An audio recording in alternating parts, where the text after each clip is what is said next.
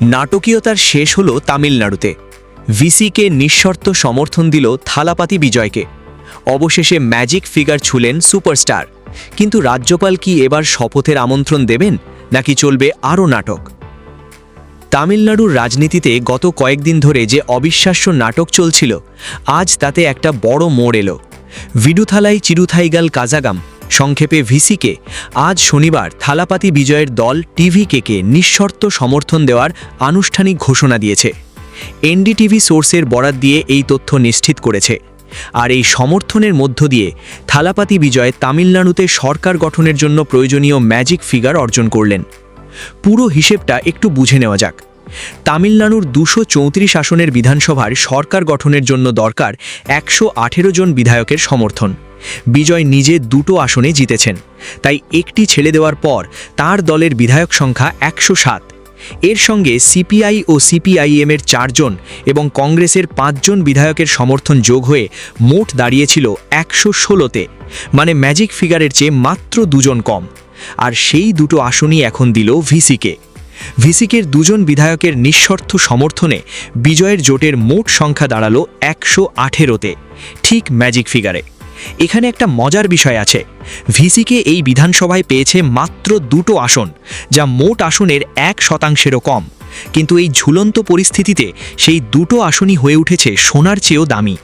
রাজনীতিতে এই সংখ্যার খেলাটা সত্যি অবাক করার মতো। 2টো আসন নিয়েও ভিসিকের প্রধান থোল থিরুমালাভবান হয়ে উঠলেন কিংমেকার।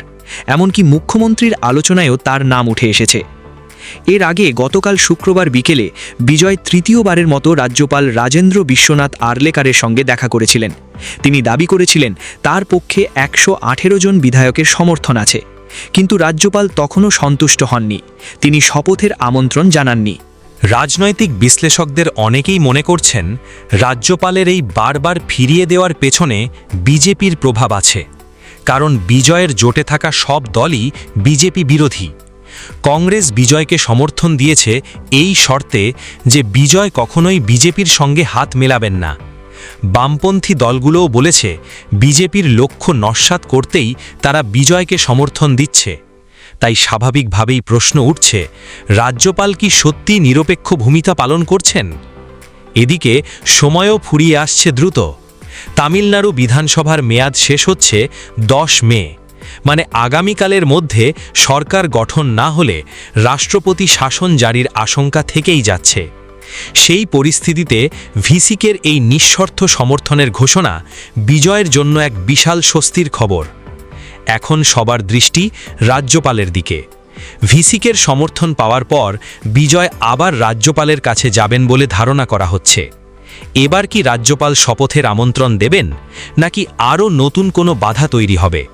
তামিলনাড়ুর এই রাজনৈতিক নাটকের পরবর্তী অঙ্কটা এখন দেখার অপেক্ষা। একটা বিষয় নিশ্চিত, থালাপতি বিজয় হাল ছাড়েননি। প্রতিটি বাধাকে অতিক্রম করে এগিয়ে চলেছেন। রূপলী পর্দায় যেমন নায়ক শেষ পর্যন্ত জেতেন, বাস্তবের এই নায়কও কি শেষমেশ জিতবেন? সময়ই বলে দেবে। আপনারা কি মনে করেন, রাজ্যপাল এবার বিজয়কে শপথের আমন্ত্রণ দেবেন? কমেন্টে জানান। ভিডিওটি ভালো লাগলে লাইক করুন, শেয়ার করুন এবং চ্যানেলটি সাবস্ক্রাইব করে বেল আইকন টিপে রাখুন।